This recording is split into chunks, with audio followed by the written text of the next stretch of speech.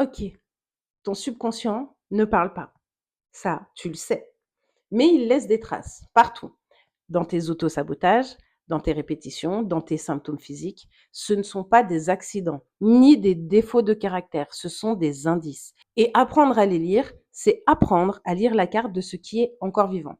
Premier indice, l'autosabotage. Tu t'approches d'un but, une relation qui va bien, une réussite, un mieux-être, et quelque chose en toi vient tout faire dérailler.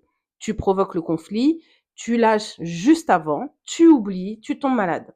De l'extérieur, ça paraît totalement absurde. De l'intérieur, du programme qui est en toi, c'est parfaitement logique. Si ton subconscient a enregistré que ce niveau de bonheur, de visibilité ou de sécurité est dangereux, parce qu'enfant, ça l'était, ou parce que dépasser les tiens, c'est une trahison, alors il va te ramener en zone connue.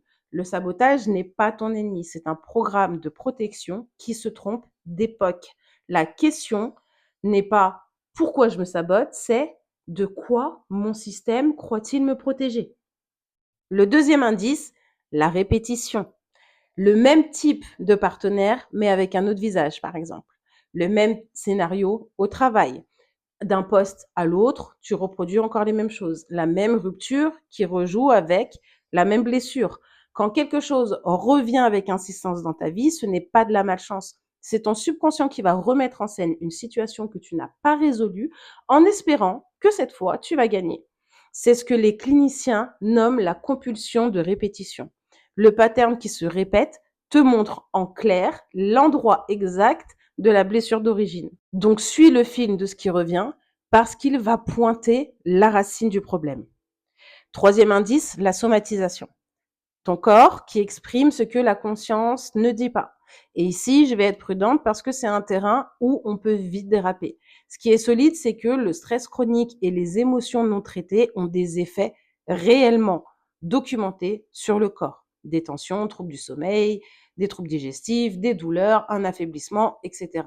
Ça, c'est de la psychophysiologie établie. Donc oui, un corps parle pour te donner l'indice de ce que tu dois écouter. Mais attention, tu sais, avec moi, il y a des non négociables.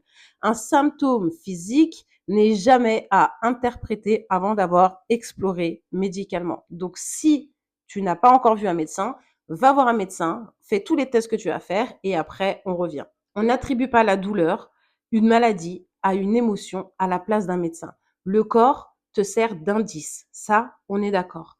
Mais le corps comme diagnostic complet en évitant les médecins, ça jamais.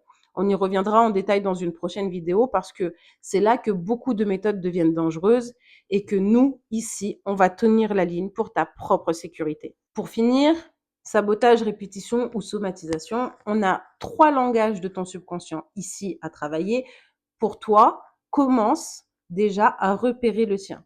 Quel but tu sabotes? Quel scénario revient? Où ton corps se manifeste avec des tensions et des douleurs? Sans te juger, juste en observatrice. Tu es en train d'apprendre à lire ta propre carte.